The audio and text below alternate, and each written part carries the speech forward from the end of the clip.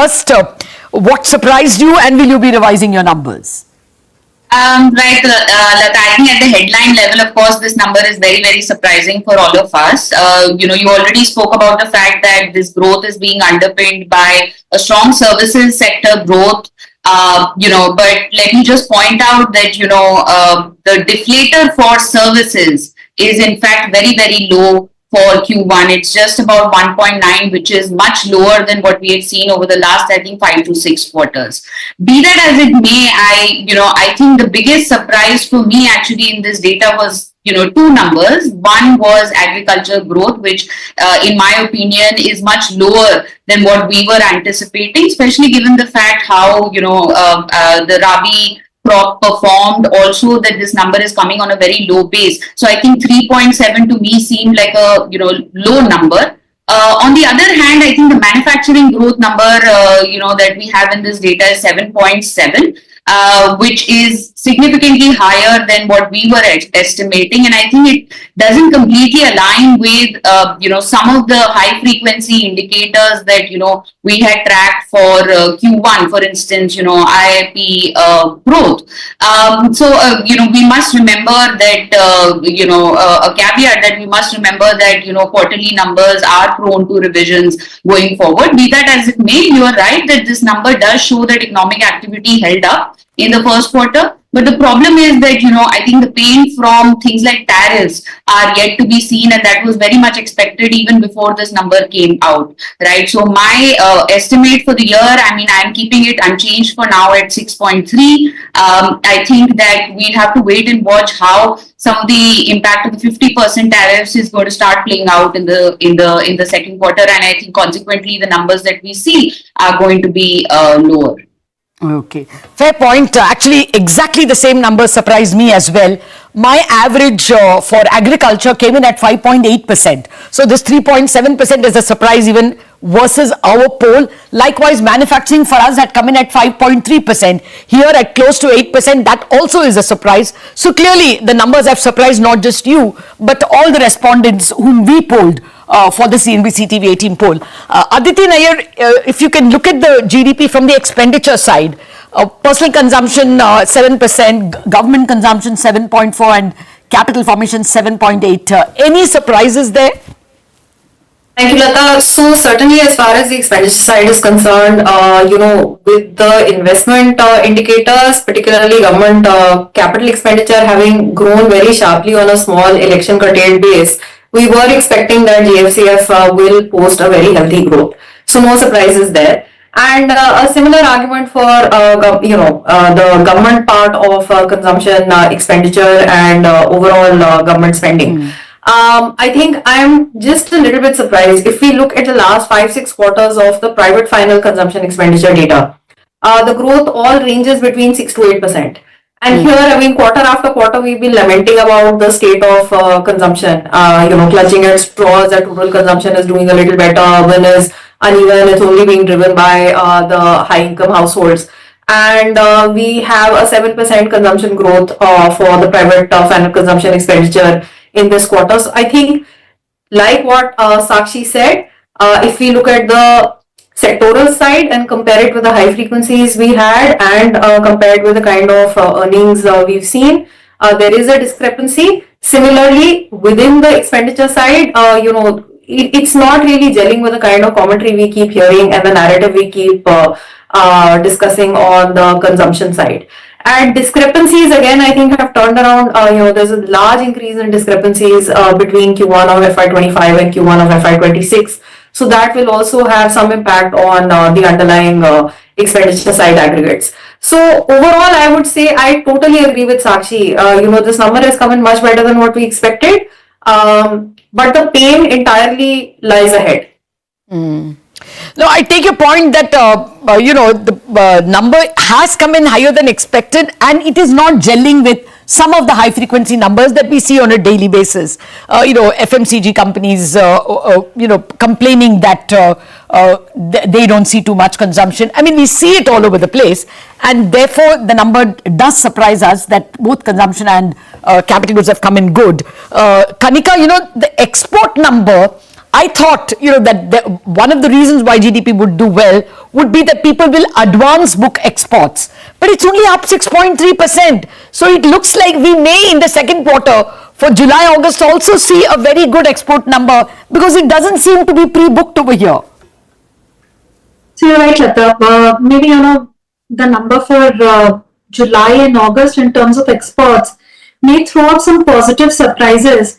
But see, Lata, what is very important is, yes, exports growth. While we all said that the reason, so we were at 7% for this quarter, while the consensus was 6.7. And one of the reasons we were at 7% is the theme, the underlying fundamental framework was that everything is front-loaded in this quarter. Exports, US didn't slip into a recession, global demand has not slowed as much as feared. And of course, it's front-loading ahead of tariffs, apart from the favorable base effect because of election quarter, same period last year. But very important point to note is, while exports growth is looking relatively tamed, your imports growth is also held up. So we were looking at percentage point contribution of net exports to GDP. In the last quarter, of course, it was a surplus. So it was plus 2, plus 3% percentage point contribution. In this quarter, it becomes a negative. Yes. -1, -2. So there's a switch over as well, which is also weighing on overall growth dynamics. So while we thought exports front loading may help in this quarter, it has not happened. Maybe some impact will be seen in the second quarter, but I would still say September may be a washout. The kind of scary stories we are hearing from the MSME exporters is not so positive to take back home. But very important, in our view, this number is not due to front loading of exports. The surprise is coming from consumption, as both Sakshi and Aditi pointed out, which is why trade is up 8.5%. Yeah. Very important, and private consumption is up around from 6% to 7% March to June. That's one. Second, even real estate and financial services have done well. That number at 9.5% is also a very positive surprise, apart from, of course, manufacturing. Thanks. Yep.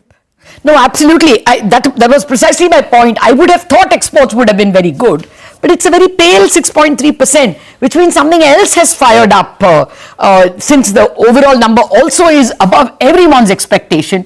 And it is not even because of exports, which means domestic consumption and domestic capital formation has done so well, so much better than the general expectation. Radhika, from your perch, do you think now the global view of India will change? It may perhaps be able to weather the tariff storm better. Hi, Lata. Certainly, I think this number does come. I think it's more than 1% higher than where the market consensus was, heading into this data. So it does show that even as a starting point, growth was at a much stronger level. And what you've seen is that, where you spoke about deflators earlier on, and that is a bit of technicality because an industry breakdown, deflators don't impact as much as services does. So services does, is adjusted for deflators because you're getting from volume to value. So from that point of view, there is a bit of a technical push to the headline, but certainly anything above 7% in an environment where, dark clouds are gathering, so to speak, is a very strong starting point. Now, looking at some of the breakdown as well, I think you spoke about trade briefly. And what we are seeing in the region as well as in India's case is that growth exports to the US, for example, have done very well. There's a lot of signs of front loading there. But if you see rest of the world, you don't necessarily see that bump up. And that could be one of the reasons why overall exports, you really don't see that amount of pickup. And coming to the other growth drivers, certainly domestic anchor remains very, very important. I think the global environment, global trade, that's going to get a lot tougher. But I think insofar as, consumption holds up, investment by the government spending point of view holds up, that works very well. And I think the other bit on services, we look quite closely at, the trade and that breakdown and that which is labor intensive, that has also grown backwards of 8%. So certainly a lot of positives in this outcome. And I think, but when you look at the rest of the year, there's going to be two-way forces. There are still positives by way of the GST rationalization that's coming up. And, rate cuts hopefully transmission as well. But on the other side, you're going to see the impact of the tariff, I think, which will be more obvious in the second half of the year. I think there's one more quarter where we could see decent, growth and not really affected by tariffs as yet, because this was a late August phenomenon. Absolutely. And we have a very low base for the second quarter. So I wouldn't be surprised with another 7% plus number going by the momentum that the economy seems to have shown in the first quarter, which has taken everyone by surprise. You touched about rates and taxes. Now will not the Reserve Bank ask itself, why do you need a rate cut for a 7.8% growth economy? Aditi, first to you, Sakshi, you think we should give up rate cut hopes? I think even before this number, the possibility of further rate cuts from the RBI, given the last meeting, I think were very low. Right. I think that, people were talking about perhaps another 25 basis points if there are, very big downside surprises to growth. So, that is one thing. The second thing is, I think that from a monetary policy perspective, I think what is now more important is what happens to activity from here on. Right? Because Q1 is something that has already happened. Yeah. I think that's backward looking, but monetary policy needs to be forward looking. And if we are going into this year with 50% tariffs, I think one can argue that if the impact of that and the second round impact of that is high, from an investment perspective or from a labor market perspective, there is still space for the central bank to kind of look at rate cuts. But I think that's a question that we only able to answer, by the end of next month once we have better understanding of what's happening to MSMEs or exporters. Fair point. Since all of you are talking about the second half likely to be, impacted, let me first get your idea of how you'll see your full year numbers changing after this first quarter number, and then we will come to the other internals of the GDP. Let me start with you only, Sakshi. What will your final number be? You remain at 6.3? Yes, so we are at 6.3. Before this number, we saw a downside risk to our number of about 30 to 40 basis points. But now with this number, I think for now, I'm keeping it unchanged. Okay. Aditi, your old number and what may be your new number? Full year GDP? So Lata, I was at 6% and I'm going to argue that I'm going to stay at 6% and I'll tell you why. Now the early numbers for July aren't looking that great. So Q1 is done and dusted. Exactly what Sakshi said. Let's not look behind to the momentum from Q1. Government capex from Government of India has contracted in July. That's the number we just got about half an hour, 45 minutes back. With the heavy rainfall, mining and electricity are not likely to give us any support in Q2 either. And with the very heavy rains we've seen recently, in fact, agricultural output, this is a little bit of a negative. I am surprised that the Q1 number is so low for agriculture, but the last few weeks of the monsoon turnout are not that positive for agriculture in the immediate term either, although heavy rainfall and healthy reservoir levels obviously are very good for H2 for the Rabi crop. So I think, it's my 6% forecast for the full year still requires the economy to grow by 5.5% in the last 3 quarters. And in a scenario of 50% tariffs, that's still a tall ask. So I am not increasing my forecast up from 6%. I'm keeping it over there. Yeah, but it's important that in spite of the tariffs, it's not going below 6%, which was a fear. Kanika, old and new number. A little quickly, because I have to cover other questions. What are your forecasts? Lata, acknowledging 6.3%, that's what I forecast. If I keep all other numbers for the quarters unchanged, you actually move up to 6.5, 6.6. I'll still keep it unchanged because of tariff uncertainty. Okay. So 6.3 is your number. I'm sorry, I'm rushing you. Your new number is, your remains at 6.3. Yes, thanks. Right. Radhika, what were you expecting and what are you likely to change it to? I think my number was at 6.3%.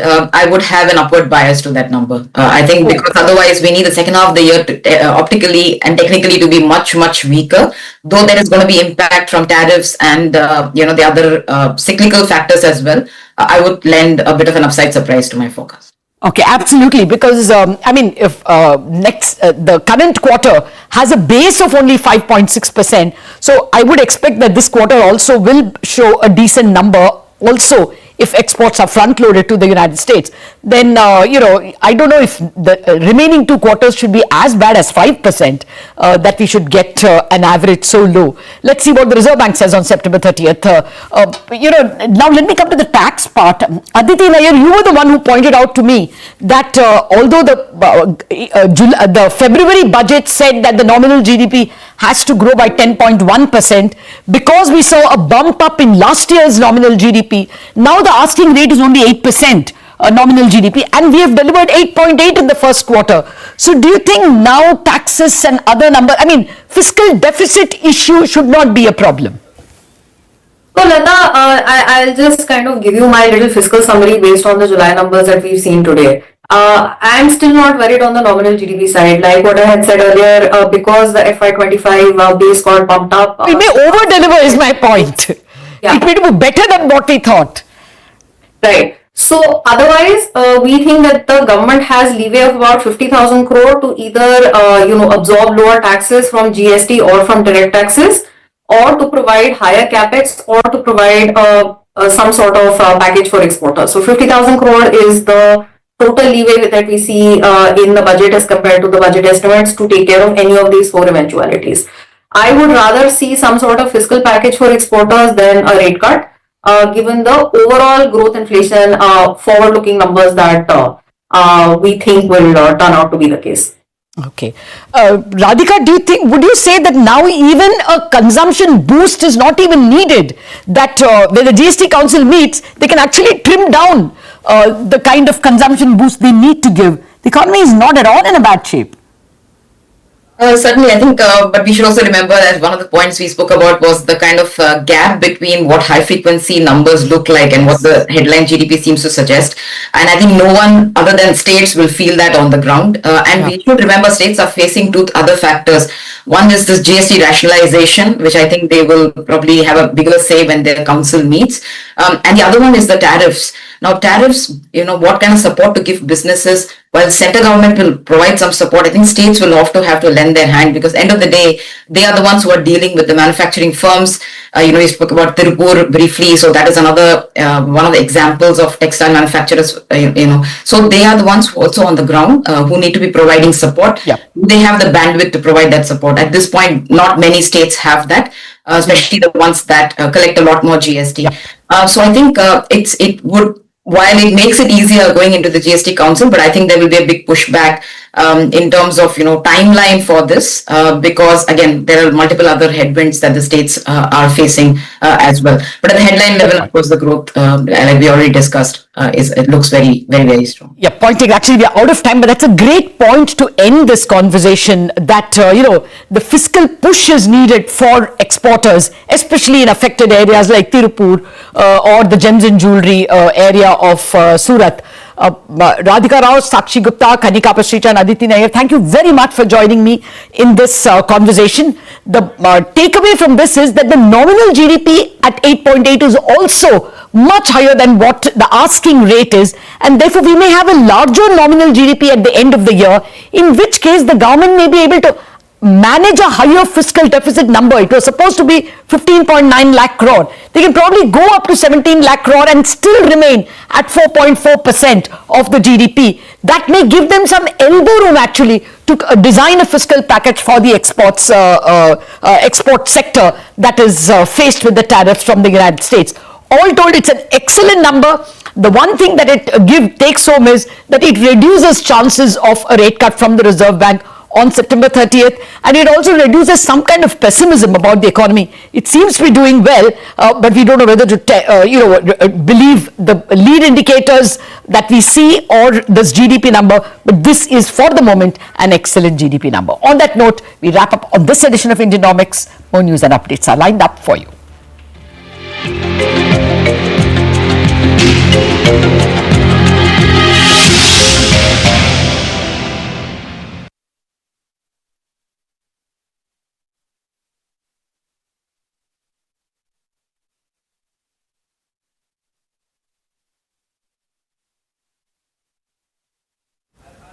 Can I start? I don't need a script, I'll manage.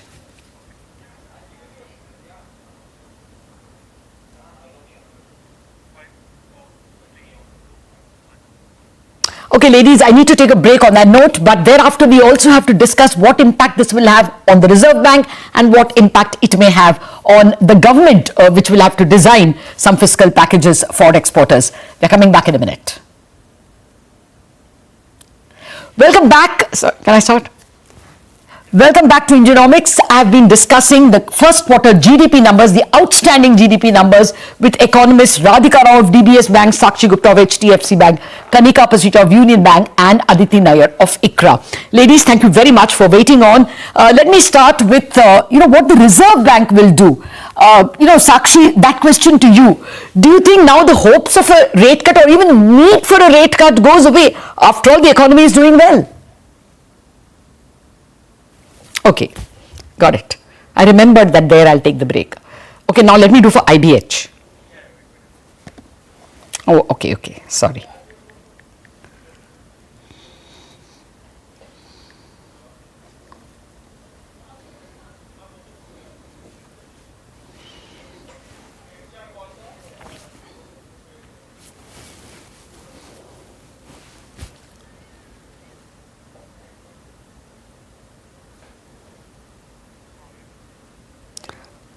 Two minutes for GDP and 1 minute for rupee. मेरे को warning they.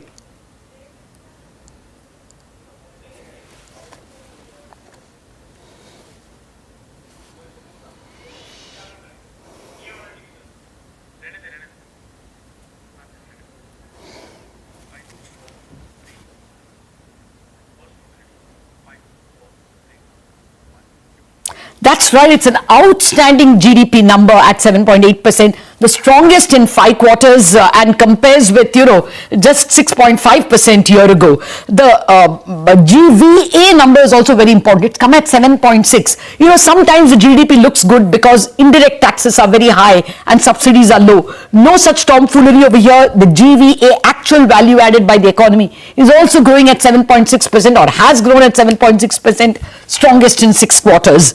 The nominal GDP, that is, at current prices, if you look at the total amount of goods and services produced, that's come at 8.8%. Our poll was only 8% and even the budget has assumed only 8%. So even that's a damn good number. Big contributors are really the services sector.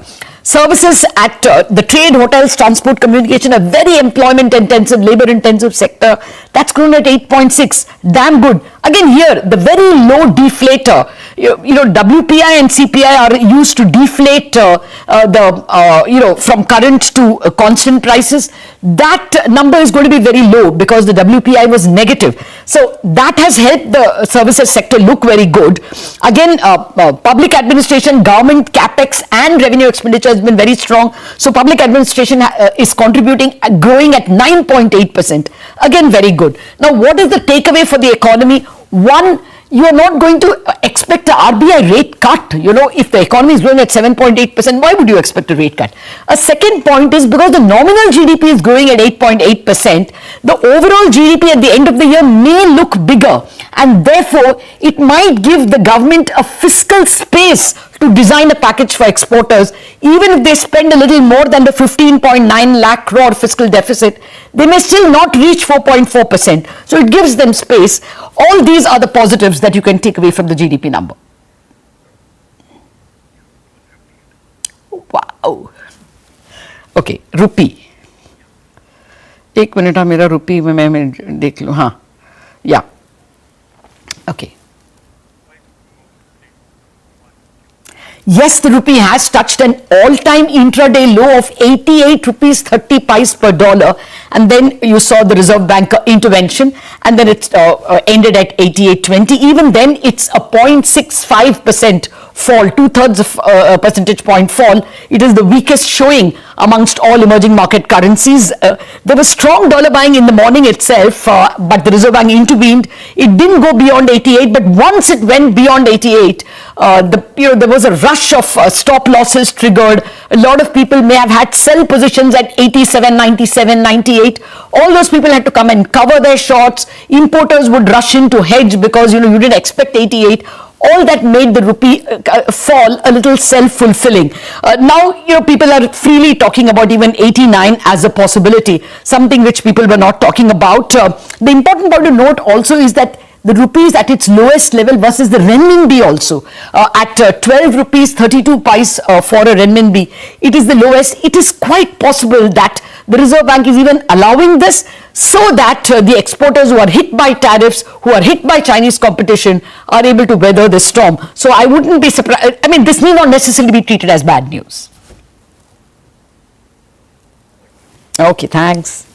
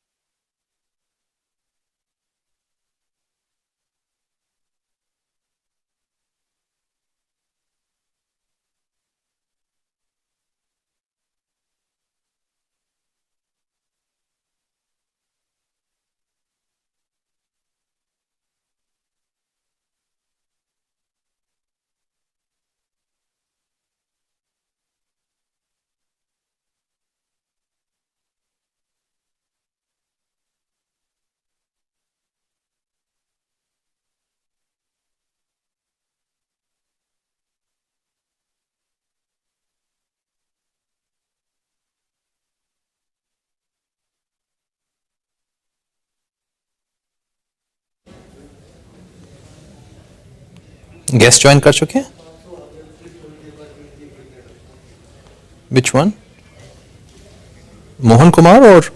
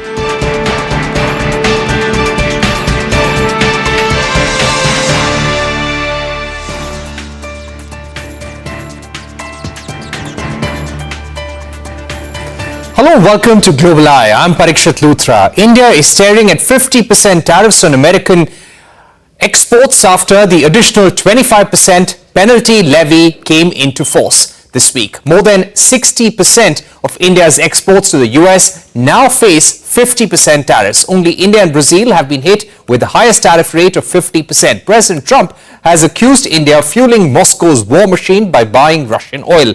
United States has also ramped up the rhetoric. Earlier this week, trade advisor Peter Navarro termed Indian negotiators arrogant and dubbed Russia's Ukraine invasion as Modi's war. Later, in an extensive post on social media, Navarro highlighted that the 50% tariffs are also aimed at cutting off the financial lifeline India has extended to Putin's war machinery.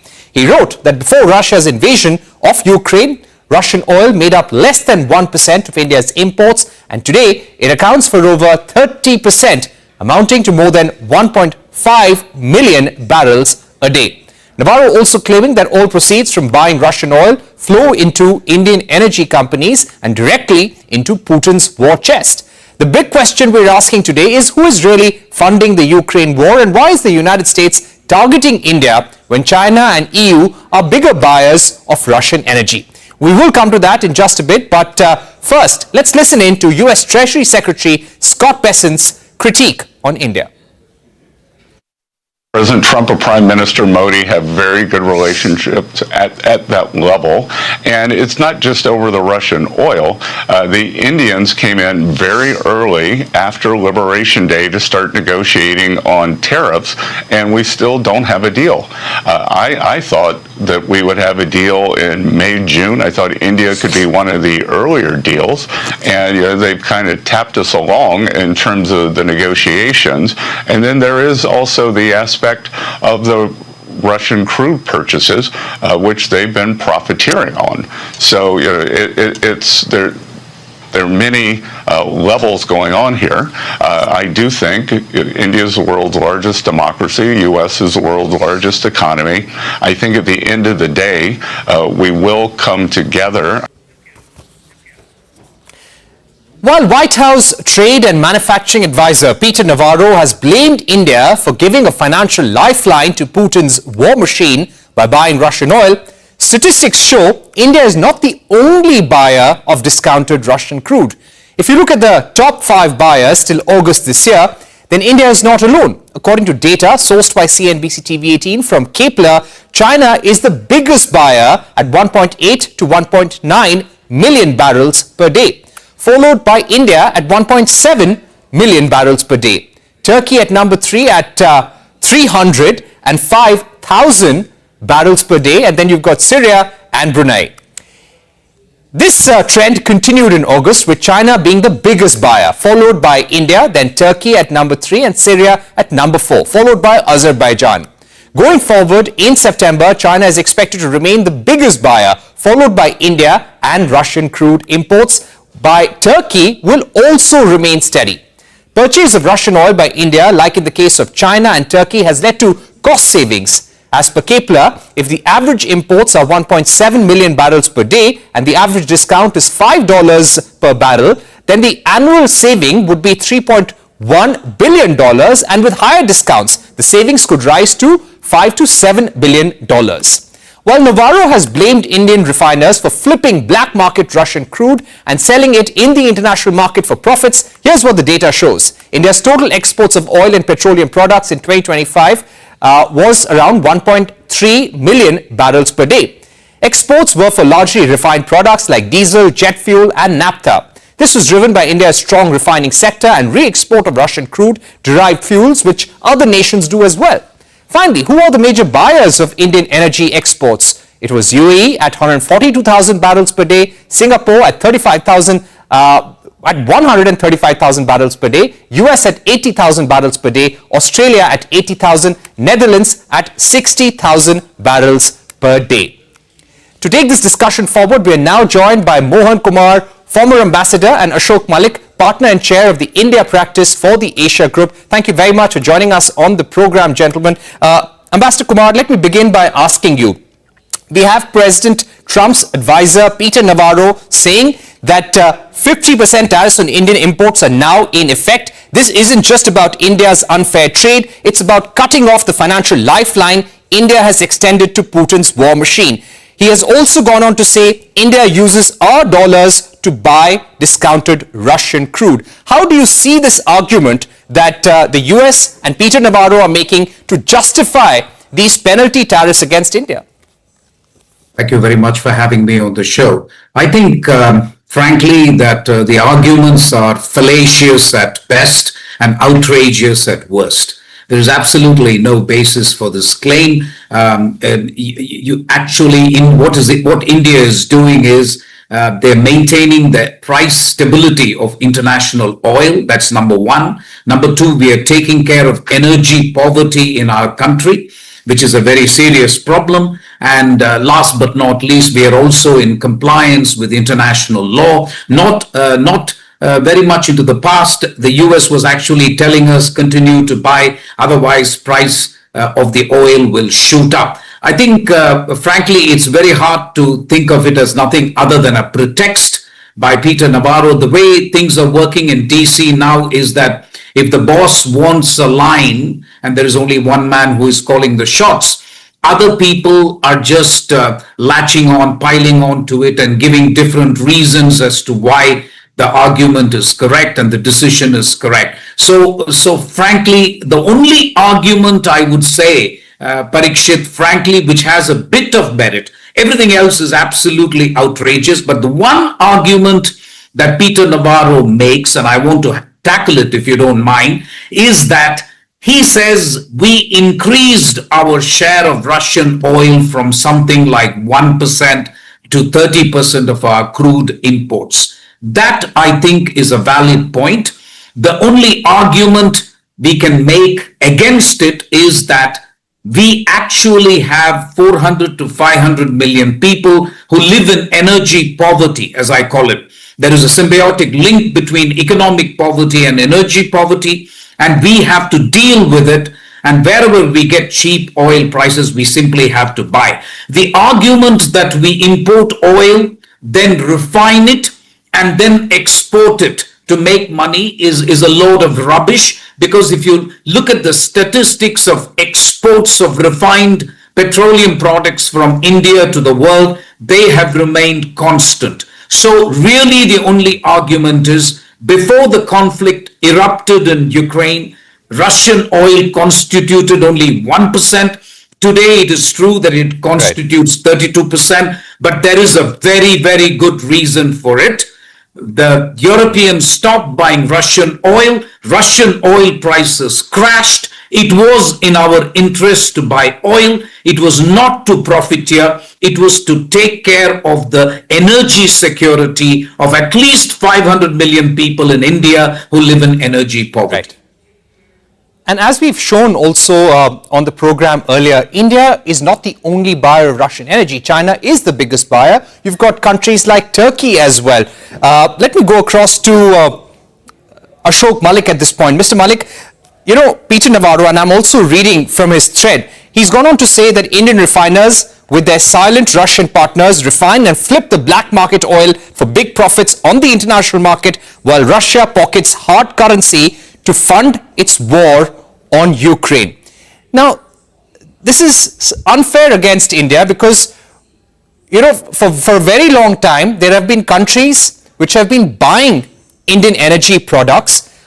Also, there are other nations which buy Russian crude, refine it, and then sell those products as well. 2 points here, Parikshit. Thank you for having me. One needs to recognize that India has fairly modern refineries, as opposed to countries in the West which have refineries of an earlier age. Indian refineries have a very high complexity index, which means they can refine all types of crude, which is why they source crude from across the world, including now Russian crude, which is actually very high sulfur crude, and they do it well. So refining is a strength of India, irrespective of the Ukraine conflict, irrespective of the Russia-Ukraine crisis. And India is a big exporter of refined petroleum, of refined crude products to various countries, including European countries. Second, in terms of hard currency being earned by Russia, by Putin's Russia, thanks to India, quite honestly, Putin's Russia is earning hard currency from a variety of sources. Energy, crude oil and refined oil are being bought by not just Turkey, they're being bought by China, by India, by a number of European countries which have carve-outs. LNG and natural gas is being bought by a variety of European countries. Crude oil refined in India is being sold to European countries and to the US. Uranium is being bought from Russia by the US. 20% of the uranium used in nuclear plants in the US today comes from Russia. Exports to Russia continue. The European Union has officially slashed its exports to Russia, but unofficially, exports to Central Asian countries and the Caucasus countries have ballooned, have surged, and that is now seen as a route for transshipment of exports from Europe, particularly from Germany and Italy, to Russia, which is benefiting Russia